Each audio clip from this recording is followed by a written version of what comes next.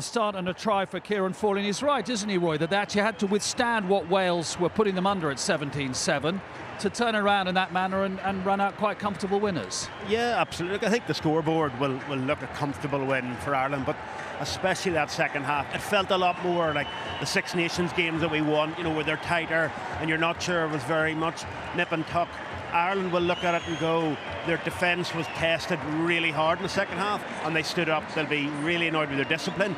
But I think for Wales' point of view, and look, you don't want to be patronising, but there was a lot of positives in that second half for them. A couple of the, like, Winnett, Dyer, Wainwright, all stood up and had massive games. So look, it was the bonus point win for Ireland. They'll be happy, but I think Faz will look back at that and think, you know, there's still areas of the game that they can improve on.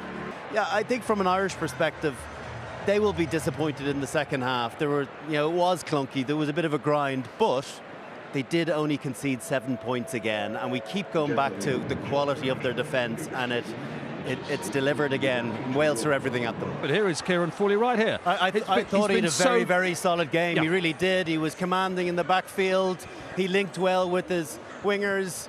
He got in at first receiver a number of times.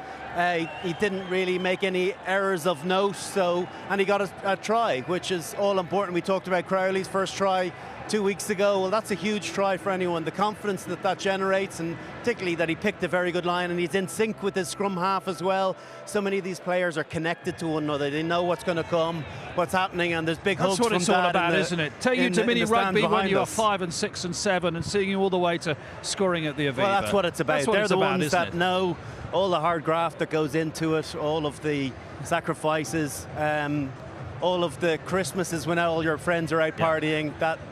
Those are the moments all washing the shorts that you play the game for. Exactly. And yeah, for all the lifts to training, that was the hug worth it all. Ireland today, classic example of a counter-punch team.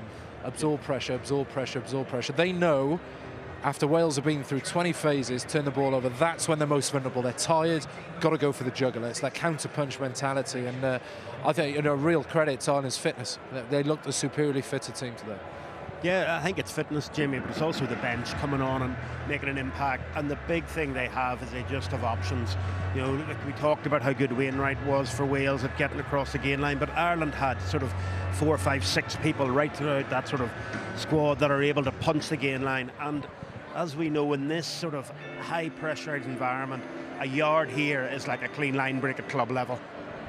I think you're right, Jamie. I think the mentality is when you soak so much pressure that the immediate instinct is to, okay, kick it out and relieve pressure, but actually they turn that pressure and realizing, okay, well, the opposition are tired too. Yeah, exactly. Well, let's go after them. Let's actually take it to them now when they're probably, you know, a bit frustrated that they haven't managed to score. Well, then they're at their most vulnerable. Yeah, they dread that, don't they? They dread that pressure coming back onto them, having not scored themselves. We've said it before, you can't fast forward experience, but you said to me during the game, Rory, that's fine, but if you keep losing every week, then whatever experience you're gaining actually might not do you much stead in the end, because all you do is lose. So it's a tough one, isn't it? Yeah, look, I think Wales performed really well in that second half. I think from where they were half-time, they made a couple of changes. They went back to basics.